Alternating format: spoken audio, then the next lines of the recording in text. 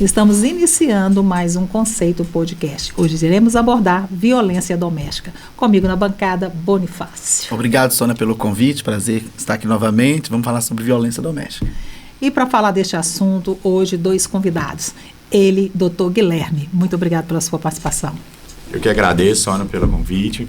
Muito obrigado, que é um prazer estar aqui com vocês pela primeira vez. E ela que já tem cadeira cativa, a doutora Poliana Leal. Muito obrigada. Eu que agradeço, Sônia. É sempre uma alegria estar aqui. Eu tô podendo já pedir música, né? Porque já. Eu já tô de casa já. Doutor Guilherme, eu quero saber o que é a violência doméstica. Porque quando você fala de violência doméstica, você imagina que é algo que acontece dentro de quatro paredes, né? Mas pode extrapolar isso aí, a violência doméstica? Na verdade, Sônia, as pessoas confundem muito violência doméstica nesse sentido, achando que é só dentro de casa, de uma casa, com relação até mesmo com um namoro ou um casamento. Hoje nós temos vários tipos de formas de violência. Nós temos violência psicológica, violência moral, violência patrimonial e a violência física, que é o mais comum que a gente está vendo. Ultimamente nós estamos vendo muito agora a violência psicológica. Dentre isso, nós temos os âmbitos dessa violência. Um deles é a violência dentro do âmbito doméstico, de convivência. Não quer dizer que precisam ser parentes. Às vezes até uma relação de uma cuidadora, de uma empregada, do doméstica, né, de alguém que está auxiliando ali, um colaborador, pode se caracterizar assim a violência. No outro nós temos aquela relação de parentesco mesmo. Aí vai entrar os irmãos, pai, mãe, tem violência doméstica de filha, né, de filho ou filha para a mãe. Porque a vítima na violência doméstica, ela sempre vai ser mulher. E temos a mais comum hoje, que é a relacionada com namoro, com casamento, pessoas que têm um vínculo de afetividade. E mesmo aqueles que já tenham terminado, não tem mais um vínculo, pode ter até um lapso temporal maior, mas que a violência, ela se originou por causa daquele relacionamento. Esse é o princípio básico da violência doméstica. Porque a violência, geralmente, ela acontece de forma clandestina, né? Ninguém praticamente vê, né? Dentro de quatro paredes. Para conseguir falar, olha, eu sofro violência doméstica, tem que ter prova, ou não? Na verdade, hoje a lei, até teve uma alteração recente, ela pede indícios, né? Indícios são princípios que vão se levar à prova. Hoje está mais tranquilo de conseguir as provas mesmo, porque tudo onde você vai tem câmera, né? Tem gravação, a pessoa grava pelo celular ou câmeras de segurança. Mas o mais importante hoje, a própria lei já destaca, é que o depoimento da mulher tem uma importância muito significativa. E isso até hoje está sendo questionado em algumas reportagens, em alguns Instagrams, porque está levando muito peso para esse depoimento da mulher e tem visto recentemente até um certo, assim, distorcendo algumas questões e causou problema para alguns homens. Mas isso é a parte bem ínfima desse assunto. O mais importante é o depoimento da mulher. Doutor, o senhor falou de violência psicológica, né? São três tipos, a psicológica, a patrimonial e a física. E o senhor disse também que a pessoa precisa comprovar. Como comprovar uma violência psicológica? A violência psicológica é a mais difícil de ser comprovada. Tem um estudo social que pode ser feito, tá, por um perito e assim fica mais fácil de constatar. Outra forma de violência psicológica é por mensagens mesmo. O tipo de abordagem que aquela pessoa faz com a mulher. Mensagem agressiva, comportamento, vamos supor, querendo cortar o comportamento da mulher, exigir um certo tipo de roupa. Isso tudo é violência psicológica hoje. Geralmente essa questão aí da violência psicológica, verbal, está muito atrelada à imagem do narcisismo, né? O narcisismo dentro do relacionamento. Quando você observa que há um relacionamento em que há uma preponderância do comportamento masculino, né? Muito levado para o lado ali psicológico, né? De distorção de imagem, de narcisismo, você tem ali essa questão de uma violência mais... Na verdade, o homem, quando é narcisista, né? Ele ele obriga a mulher a ter uma dependência dele. Então, no começo, ele é envolvente, faz o que a mulher quer, aí ela acha o máximo. Ela acha o máximo, é lógico. E aí ela acaba não enxergando. Aí, normalmente, as pessoas de fora começam a enxergar. E vai dar aquele toquezinho de amigo, você acha isso certo e tal.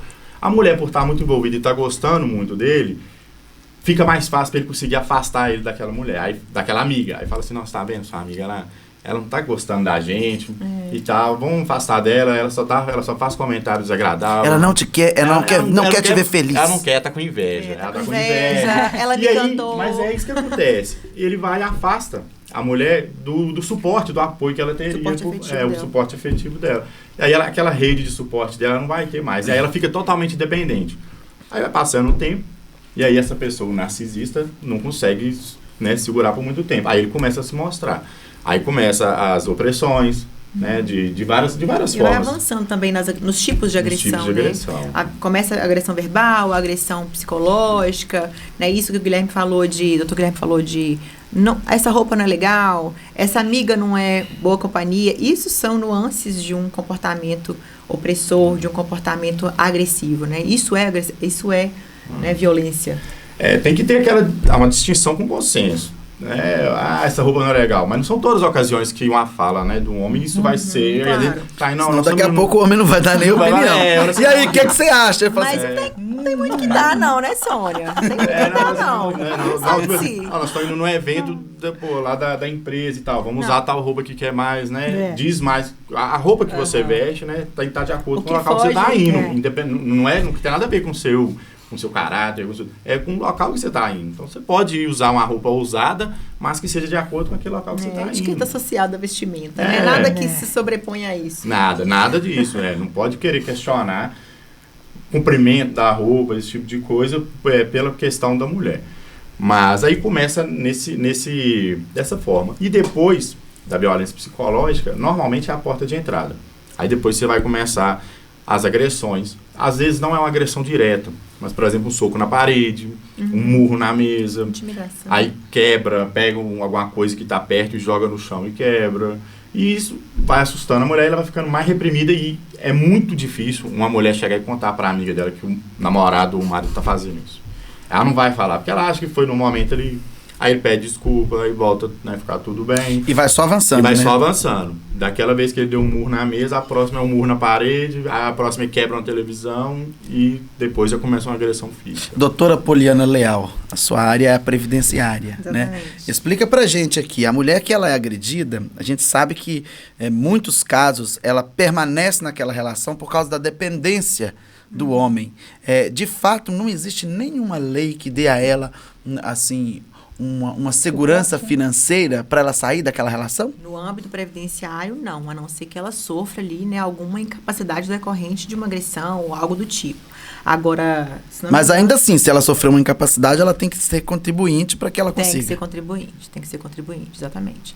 Mas o Guilherme estava comentando a respeito dos aluguéis, né, Guilherme? Que é algo novo. Teve recente agora, uma alteração do mês passado, que prevê um auxílio aluguel de até 6 meses para a mulher vítima, né, de qualquer agressão física. A gente não sabe ainda como o judiciário vai reagir a isso tudo, tá? Foram várias alterações, mas a gente, como é muito recente, além da interpretação legal que vai ser dada, cada juiz nós vamos ver atuando de alguma forma. Então, a gente vai ter que esperar um pouco para ver qual vai ser a reação do judiciário. Neste caso aí, deve ajudar a pessoa que não tem nenhum tipo de renda, né? Ou uma renda até X valor, geralmente são essas leis ou não? Então, esse é uma das interpretações que nós vamos ter que esperar o judiciário. Não falou nada. Vaga a lei. É muito subjetivo. Não trouxe nenhum requisito, a não ser a violência. Mas o importante é que a gente percebe que tem havido mudanças, né, na lei para proteger a mulher. Qual é a informação que o senhor pode dar para a gente com relação a essas mulheres que estão sendo agredidas? Qual é a decisão que ela deve tomar? Então, a gente está vendo agora um avanço muito grande, até porque eu acho que por conta da imprensa ultimamente e até mesmo rede social está sendo muito destacado. Muitos casos emblemáticos. Muitos casos e de pessoas famosas, então isso dá uma comoção social. A comoção social gera um sentimento de impunidade no povo. O legislativo, que é representante do povo, se mobiliza, para acalmar o povo, vai e faz isso. Para acalmar o povo e para poder mostrar serviço também. Mas eu falo para acalmar. Né? Eu falo para acalmar porque ele dá uma suavizada, né? Passar ali porque, mesmo às vezes sabendo que algumas a gente sabe que não vai ter como ser cumprida. Tem algumas alterações que eles colocam que a gente sabe que o Brasil não tem capacidade nem financeira para poder executá-la da forma que foi colocada. Isso é um dos maiores questionamentos que a gente vê na área do direito no geral, porque você regular coisas além do que da sua capacidade vai deixar uma parte sem fazer. E quando você deixa aquela parte sem fazer, o resto também fica desacreditado. Então, o correto seria você regular tudo aquilo que você seria capaz de fazer para não deixar nada sem ser feito efetivamente. A partir do momento que você promete mundos e fundos e não consegue cumprir, descredibiliza toda a alteração. Toda a causa, né? Toda a causa. A Maria da Penha mesmo, ela veio com essa questão toda, né? Ela trouxe essa proteção para a mulher, mas o que se via efetivamente é que quando uma mulher acionava, ela era desacreditada. Ela era questionada. Mas você não teve esse comportamento, você não ajuda dessa forma, como se a agressão dependesse de um comportamento específico dela. Né? E não há justificativa para agressão. Eu tive lá em Santa Maria do Suaçuí, um tempo atrás, fazendo um boletim de ocorrência sobre uma questão aí de fraude na internet, e eu me deparei com uma delegacia extremamente preparada para receber vítimas de agressão. Eu fiquei apaixonada com o trabalho do delegado de lá. Ele é um rapaz novo, chegou para cuidar lá, né, da cidade, e ele preparou uma sala, doutor Guilherme, toda aconchegante, com almofadas, flores, num ambiente bem acolhedor, bem feminino, e quem atendia essas vítimas era uma mulher. Ele colocou uma mulher, uma servidora, para poder colher o depoimento e para que a pessoa se sentisse à vontade para poder falar, porque ele valorizava ali aquele depoimento bem limpo, bem transparente, sem amarras. Porque às vezes um homem está interrogando uma mulher, ele não percebe que ele está tomando partido, que ele está se posicionando de forma, né, ali, talvez seja um machismo, talvez seja isso é um mimimi. Ele leva uma carga, né, passada leva uma dele, carga. porque ele está do outro lado, então ele não consegue ter aquela visão que a mulher vai ter na hora de E ele pode até viver aquela situação, talvez nem de casa, né? Hoje em dia está tão camuflado, né? De pessoas que a gente menos espera. Gente da lei, né, que deveria estar defendendo, é que está sendo autor. Ou talvez também seja só insensibilidade mesmo. O homem, ele é um pouco menos sensível que a mulher para esses aspectos, né? Então, eu achei muito interessante a sistemática que ele organizou para receber essas vítimas. Aproveitar que a fala da doutora Poliana está na lei. É uma das partes da lei que você quase não vê sendo cumprida, mas está na lei. Ele só cumpriu a lei. Mas por quê? Porque lá lei. fala que o depoimento da mulher ele vai ser colhido de forma especializada e preferencialmente por outra mulher. Então, tem tanto, né, igual você vê no Código de Processo Penal, a abordagem de uma mulher vai ser feita preferencialmente por uma policial mulher. E aqui nós temos na Lei Maria da Penha também, que vai ser preferencialmente para a mulher. Tem, lógico que nem todas as cidades vão ter, mas um estudo social com aquela mulher. E uma das coisas é essa, o depoimento da mulher vai ser num local diferenciado, para tirar aquela pressão. A mulher chegar numa delegacia, ela vai estar assim, pressionada. A gente, normal, a gente já chega na delegacia, você já fica meio assim apreensivo, né? Com o estigma, né? Com o ambiente, e ainda vai ter que falar uma coisa tão íntima. A gente chama de revitimização. A vítima vai ter que reviver aquilo. Aí ela fala na delegacia, aí depois ela tem que falar no processo, aí depois ela tem que falar em alguma outra coisa. Aí tudo isso chama revitimização. Isso para ela é muito ruim. Ela acaba ficando muito com medo de falar, e cada vez que ela fala, ela sente aquilo tudo de novo. A gente não consegue perceber isso. Mas eu já vi pessoas me contando o caso, aí depois teve que contar de novo, por exemplo, a pessoa começa a tremer de ansiedade, porque ela vive aquilo dentro, mas ela não fala, ela não demonstra, que às vezes tem umas que choram e tal, isso com vários assuntos no direito no geral, né? Mas essa é uma que é muito forte, essa eu consigo ver mais claramente, fisicamente nela, quando ela começa a falar. Doutor, em qual momento deveria a mulher procurar ajuda? Porque a gente sabe que até hoje era um avanço muito grande, né? Onde já tinham passado por vários problemas dentro do lar para depois procurar. Ainda tem muita gente que eu acredito que nem ainda procurou, né? Hoje tem gente que nem após a agressão física, né? Que é antes do feminicídio, né? Que coloca fim, né, na vida da pessoa. Tem gente que nem nesse nível procura ajuda. Igual a doutora estava falando aqui, a doutora Poliana falou, é progressivo. Então, nos primeiros sinais ali, se ele, vamos supor, o namorado, né, o relacionamento, dá um soco na mesa ou joga uma coisa, aquilo vai partir você não vai na polícia fazer um boletim de ocorrência porque ele jogou um prato no chão, você viu que ele é um cara nervoso, vai partir de você vai ter que se afastar. Aí tem aquela parte da dependência emocional, ela não consegue se afastar, aí você vai ter ajuda, por exemplo, de terapia, psicólogo. Nós temos hoje psicólogos voltados só para isso, só para homem com perfil narcisista. Temos hoje terapias, temos até receber nas redes sociais pessoas especializadas nessa área para ajudar a mulher a sair desse ciclo. Isso antes de começar a violência. Depois que começa, é mais difícil ainda. Ela fica muito dependente. Mas a mulher também, para tomar uma decisão de sair do relacionamento diante de um soco na mesa, por exemplo, ela tem que estar muito consciente de tudo que ela está vivendo. E, geralmente, a vítima de agressão, a mulher que se deixa envolver em violências maiores, ela já não está percebendo esse ambiente. Ela já está alienada, ela já foi retirada do âmbito da família, ela já foi retirada do âmbito das amizades que ela tinha, ela já está com a realidade deturpada, ela fantasia aquele príncipe, né? Isso aqui é porque ele está nervoso, isso aqui deixa para lá. Passou estresse no trabalho. Passou estresse no trabalho. E vai encontrando ali motivos e fantasiando aquele príncipe que não existe, né? Então, é ajuda psicológica mesmo para poder sair desse ambiente. A pessoa vive, por exemplo, 20 anos com o cidadão. Durante esse período todo, ela percebe que ele tem um comportamento agressivo. E aí ele evolui e parte para a agressão física. Ela, então, vê que é hora de separar. A lei, ela abraça essa mulher no sentido de divórcio? Abraça. Foi até importante errar lá. Coincidentemente, nós tivemos recente o caso da Ana Hickman, né? Que envolve um pouco essa questão. Mas o caso da Ana Hickman foi negado, né? Aí eu vou falar e tal. Eu ia chegar nesse ponto. A Lei Maria da Penha, ela traz as competências da vara de família, né? Não, da vara de família não, da vara da violência doméstica. O que acontece? Lá foi previsto que pode ser feito um divórcio na vara da violência doméstica.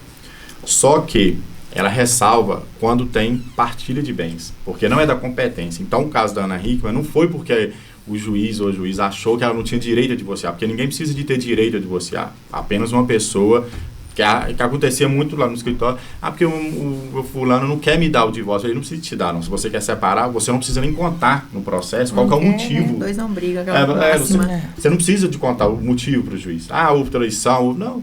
Quer separar? Quer, ok. Nós vamos discutir agora partilha. A gente não discute o divórcio, quer ou não quer, o porquê que quer. Os motivos são irrelevantes. Então, por causa dos bens, não foi possível fazer? No caso dela também, por causa que tem filho, ia precisar de uma regulamentação de guarda. Então, o local mais adequado é você ir para a vara da família, porque ela vai ter um estudo psicossocial. Mas se comprovada a agressão contra a mulher, ela pode pedir a guarda da criança só para ela, não? Sim. Hoje nós tivemos uma alteração na lei que dá essa possibilidade. Vamos falar só um pouquinho aqui da parte do divórcio, porque a lei prevê o divórcio na vara da violência. A própria Lei Maria da Penha prevê. E a pessoa ela pode até escolher se ela quer entrar, por exemplo, não, eu quero só manter o processo de violência aqui nessa vara, mas eu vou entrar com uma ação na justiça da família comum e vai seguir o processo lá, e vão ser coisas separadas. Você está falando aí da guarda unilateral. A recente alteração na lei, ela proibiu a guarda compartilhada no caso de... Lá, aí é que entra as atecnias da lei que eu falo. Fala indícios de violência. Aí, o que é indícios de violência? Não fica muito vago, aí vai ser utilizado qualquer indício, do mesmo menor que seja, ali você vai proibir, por exemplo, a guarda compartilhada. Então, teria que ser um pouco mais específica para ser melhor aplicada, né? Tá havendo uma controvérsia aí, né? Eu não sou familiarista, mas eu tenho visto o burburinho dos colegas comentando o tema, né? Que é precipitado, talvez tirar o homem do convívio com o filho, tendo com base indícios. Mas, a meu ver, minha opinião pessoal, eu acho que se há indícios, tem que retirar. Porque ali pode vir uma violência sexual, uma violência... uma agressão. Então, não, pode vir uma violência contra o próprio filho para poder se vingar da mãe. Exatamente. Então, no menor indício, ressalva essa situação e depois se apura. Depois se apura se de fato são indícios, né? Ou se fica comprovado ou não. Chegou a concretizar, né? Mas pode criar também até um problema maior, né? Se o juiz, às vezes o pai é muito apegado à criança. aí tira do pai a criança. Pode também vir problemas maiores, né? Sônia, mas não existe apego que supere uma agressão, né? A própria lei, ela trouxe que essa violência, na guarda, a violência pode ter sido voltada para a criança também. Então, não teve agressão, não teve violência contra a mãe, mas a violência foi contra a criança, pode ser até para atingir a mãe, seria de forma de envolvida a violência doméstica. Nesse caso também pode colocar a guarda unilateral. Eu vou explicar um pouquinho, posso explicar um pouquinho aqui como é que funciona mais ou menos o processo de família. Quando a gente pede a guarda, um divórcio, né, e tudo, ele tem a partilha de bens, são coisas separadas, mas a guarda, normalmente o Código Civil ele prevê que a regra é a guarda compartilhada. Guarda compartilhada, as pessoas confundem achando que a criança vai ficar 15 dias morando com o pai, 15 dias com a mãe, não. A criança precisa de... Toda a regulamentação de guarda é em prol da criança. A própria Constituição traz, né, que é o maior interesse da criança, o Estatuto da Criança e Adolescente também. A criança precisa de um lar de referência. Então, ela precisa de ter uma casa para ela, aquela é a casa dela, é o lar dela. E a guarda compartilhada, o pai vai ter, né, os direitos de visita. Geralmente fica mais com a mãe, né? Geralmente essa casa de referência é a da mãe. Normalmente sim, mas não tem uma regra. Mas normalmente é. Porque vai ver quem que tem a melhor possibilidade, maiores condições de criar da criança. Não é condição financeira. É condição no geral. Então, familiar, quem tem mais disponibilidade, às vezes o pai trabalha muito e às vezes ele não tem, às vezes o pai nem tem o interesse. Normalmente a gente não vê o pai querendo a guarda compartilhada, né, os dois, mas o pai não vê o pai querendo a posse, ficar com a posse da criança, que a criança vai morar com ele e a mãe que vai ter o direito, né, da convivência ali. Na primeira audiência, a gente vai ter a conciliação. Só que antes disso, o juiz vai julgar uma liminar. Falar que liminar, mas hoje o código mudou, vai ser uma tutela antecipada. A gente pede para o juiz, porque o juiz não tem condição de falar assim, só pelo que eu escrevi, o princípio da liminar, né, da tutela antecipada, é que vai decidir sem escutar a outra parte. Como que o juiz vai mandar a guarda unilateral para a mãe sem escutar a outra parte? Então, o juiz, normalmente, ele dá a guarda provisória, deixa com a mãe até escutar a outra parte, para ver o que ele vai entender ali com as provas que a outra parte vai trazer, e dali para frente que vai ser decidido. Normalmente é pedido um estudo social. Toda a regulamentação de guarda vai ter a participação do Ministério Público, porque tem o interesse de um menor de idade, né? Então o Ministério Público vai dar um parecer, o juiz pode atender ou não, o juiz também não é obrigado a atender o parecer, vai pedir um estudo social, e dali para frente o juiz já vai ter um maior contato com ambas as partes, vai saber direcionar para quem seria melhor a guarda. Assim que funciona o começo do processo de família de regulamentação de guarda. Doutor, toda separação, quando logo de um impacto, né, seja ele da forma que for, você fica meio que prejudicado financeiramente falando. Existe algum tipo de ajuda para que essas mulheres entram na justiça para rever os direitos delas? Você está falando de relacionado com violência? Relacionado à violência. Então, atualmente nós não temos, a não ser Os aluguéis? Então, a parte dos aluguéis do auxílio, que é muito recente, nós vamos ver qual vai ser o advogados? Independentemente da agressão, a partilha de bens vai ser igual. É isso? Partilha de bens, sim. Ela não vai ter nenhuma vantagem financeira por ter sido agredida. Porque são coisas diferentes. O processo civil, né, que vai ser a partilha de bem.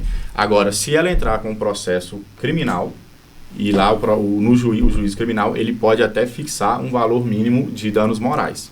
E aí depois ela pega aquela sentença e executa ela no civil para poder pegar o valor. Mas seria danos morais. Mas a partilha de bens, o que vai definir quem vai ficar com o quê é o regime de casamento. Doutor, a partir de qual momento? A mulher foi agredida uma vez, foi agredida 2 vezes. Quer dizer, na consciência da gente, não deve acontecer nem a primeira vez, né? Mas em qual momento que é o momento, assim, realmente exato? Por que eu digo isso? Que às vezes a pessoa pode conversar, talvez possa se entender, ou geralmente esse pessoal que tem este perfil não tem entendimento, não tem melhoria. É difícil dar uma opinião assim, sobre qual a hora. Na minha opinião, não deixe chegar na violência física. Porque pode ser que o primeiro ato de violência física seja o último ato e você, né, pode cometer, por exemplo, feminicídio. Então, assim, viu que está no limiar, por exemplo, da violência física, a gente fala vias de fato, seria um empurrão ali, que já chega a ser uma violência física, um puxão de cabelo, não é uma violência física igual a gente está tratando de um soco, isso aí, para mim, não tem nem o que discutir. Agora, você já viu que ficou nervoso, te deu um empurrão, você caiu ali, não machucou nem nada, mas é um sinal muito grande que na próxima vez vai vir algo mais pesado. Nesse caso, já chama, pode fazer um boletim de ocorrência. Vou ressaltar um detalhe aqui, que é o seguinte. Você fazer o boletim de ocorrência de agressão física, né, de agressão doméstica, não quer dizer que você está pedindo a medida protetiva. Então, você pode ir lá, registrar um boletim de ocorrência, está guardado, você tem aquele boletim de ocorrência. Aí, mais para frente, teve alguma outra coisa, você vai, faz outro boletim de ocorrência, faz assim, agora eu acho que é hora de eu pedir a medida protetiva. Porque, às vezes, nós temos um casal que já está separado, às vezes, de fato ou mesmo judicialmente, tem relação, né, de convivência para poder pegar a criança, resolver questões da criança, e acaba tendo um tipo de violência. A mãe faz o boletim de ocorrência, mas não quer entrar com a medida protetiva, porque vai ser complicado depois a visita do pai com essa criança, porque não pode chegar perto, aí vai ter que ter uma visita assistida, a mãe talvez tenha que sair de casa, ou alguém tem que levar a criança para o pai, porque não pode chegar perto. Então, às vezes a mãe fica com receio, mas já está com boletim de ocorrência. Aí depois teve outra, ou às vezes nem teve, depois ela viu que está quase tendo alguma outra coisa, ela resolve pedir a medida protetiva. Aí ela vai na delegacia, aqui em Valadares nós temos a delegacia de mulher, vai lá na delegacia e faz o pedido da medida protetiva. Leva quanto tempo para sair? Então, assim, não tem, né, a justiça não tem como te dar uma certeza, mas tem sido rápido. Às vezes, dependendo se for um dia de semana, assim, talvez com 1-2 dias já consegue sair alguma coisa. A medida protetiva coloca esse cidadão como suspeito. Então, se ele se aproxima dela, por meio dessa medida protetiva, ele já pode ser preso em flagrante? Na verdade, em 2018, nós tivemos uma alteração da lei, porque esse era um dos maiores problemas que a gente tinha na Maria da Penha. Não era crime descumprimento de medida protetiva. Então, para que existia? Não é? Para acalmar a população. A sociedade. Isso aí. Não era crime. Então, a pessoa podia descumprir a medida protetiva e não era crime. Aí não tinha punição. E aí, hoje? Hoje, agora nós temos. É um crime especificado, acho que no artigo 24 da lei na Maria da Penha trouxe é um crime agora. Então, ele se aproximou, ele já pode ser preso? Se ele descumpriu a medida, porque a medida protetiva não é só de aproximação. Nós temos várias. Mandar mensagem, ligar, entrar em contato, frequentar determinados ambientes. Isso vai vir na própria medida, tá? Frequentar, às vezes ele pode até ter uma restrição de sair à noite, dependente, né, às vezes, do tamanho da cidade. É lógico, sim, está previsto na lei. Se vai ser aplicado, né, cumprido, né? Mas o crime existe. Agora nós temos um crime. Doutor, a questão do boletim de ocorrência é simplesmente um registro ou ali começa um processo? Não, ali só vai ficar registrado que teve a violência e a mulher vai estar resguardada. Por exemplo, você pode até utilizar esse boletim de ocorrência. Antigamente, antes dessa alteração legislativa, era uma das formas que a gente tinha de mostrar para o juiz que talvez aquele caso seria uma situação de guarda unilateral. Porque como a regra era guarda compartilhada, você tinha que comprovar algum malefício para a criança para poder pedir a guarda unilateral. Então, a gente pegava um boletim de ocorrência, não tinha medida protetiva, não tinha nada, nem tinha processo, né, criminal, mas já tinha um boletim de ocorrência. E colocava lá. Então, os policiais têm a fé pública, né? Então, vai ter o depoimento, às vezes tem uma testemunha, vai ter a assinatura dos 2 policiais, às vezes pode chamar para testemunhar, né, para eles verem se eles lembravam de alguma coisa do ocorrido. E aí a gente colocava isso para comprovar para o juiz que aquela criança estava em risco se ficasse com a guarda compartilhada. Hoje não, hoje agora às vezes nem precisa do boletim de ocorrência. Lá está expresso na lei, não precisa do boletim, mesmo que não tenha feito boletim de ocorrência, nem iniciado, por exemplo, um inquérito policial. Exige apenas um indício da violência. Doutor, eu imagino que os processos tenham aumentado demais, né? Porque depois da pandemia as coisas afloraram demais, né? O sentimento, durante as reações a pandemia, das pessoas. Então, eu acho que os advogados têm ganhado com isso, né? Mas a população tem perdido muito, né? Porque a gente vê tantos lares desfeitos, tanta família destruída por conta desse mal-estar que cria em todo o meio, né? Não só no meio familiar, mas também até no meio social, né? Teve um aumento muito grande porque as pessoas ficaram 24 horas, né, dentro do mesmo ambiente aí.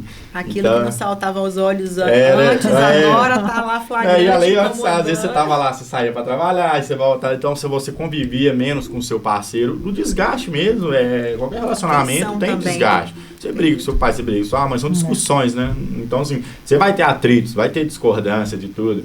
E no partir da pandemia era 24 horas por dia, e aí tem um estresse, porque às vezes estava trabalhando dentro de casa, às vezes o outro não estava trabalhando, ou às vezes tinha que tomar a conta da criança, ainda mais quem tem filho, que não teve escola, por exemplo, era o dia inteiro. Então, assim, teve um estresse, um nível de estresse foi muito alto, a pessoa não podia sair para se desestressar, fazer um social, tomar uma cervejinha, ir pro barzinho, esse tipo. Às vezes até academia, né? Ficou sem academia. A própria tensão da doença, da pandêmico já era um fator. Muita informação negativa o dia inteiro, então assim, a pessoa ficava estressada. E teve um aumento significativo, né? Nós temos até estudos. A taxa de divórcio subiu bastante.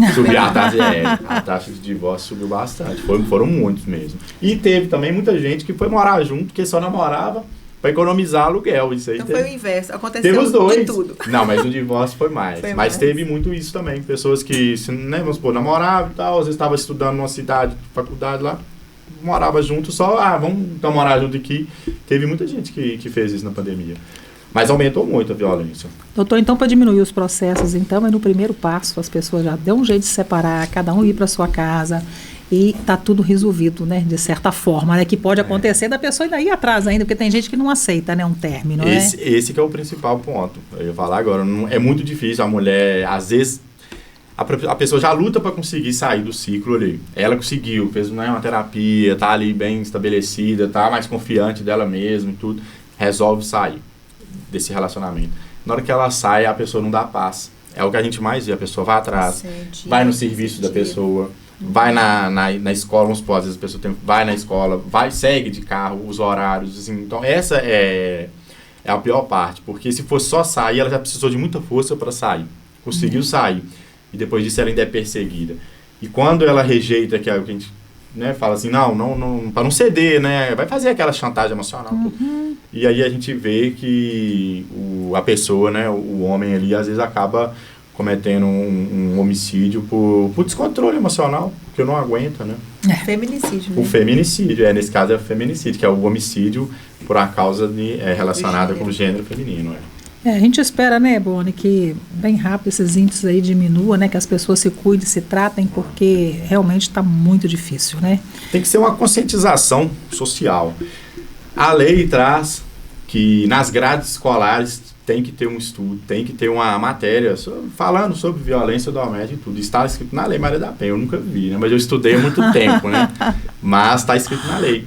E porque você imagina, é ruim falar, mas o exemplo que vai criar as pessoas. Então, a criança está vendo o pai ali agredindo a mãe, e verbalmente, fisicamente, automaticamente ele vai fazer. Ela cresce achando isso é natural, assim que o casal se relaciona. Para ele vai ser assim, a mãe falou, ele foi lá e deu um tapa nela. Então eu vou fazer isso com a minha também, porque é assim que é um relacionamento. Né? Ela tá vendo aquilo no cotidiano dela. Então, tem que ser uma conscientização dos homens, né? Principalmente, né? E das mulheres seria mais na parte de procurar ajuda. Com certeza. Que a mulher não tem culpa de nada. Isso aí, né? Doutor Guilherme, quero agradecer demais a sua participação aqui com a gente. Eu espero que você também volte mais vezes, né? Como diz a nossa amiga Poliana, pode pedir música? Muito obrigado, pela sua participação. Eu que agradeço pelo convite aqui. Quero agradecer a doutora Poliana também aqui, que ela que me apresentou aqui. É um prazer, sempre que precisar estaremos aqui. Obrigada, doutora Poliana, muito obrigada pela sua participação. Eu agradeço, Sônia. Boni, meu parceiro. Obrigado, Sônia, pelo convite. E em breve eu estou guardando mais convite, para voltar. Pode deixar. Conceito Podcast. Se inscreva em nosso canal.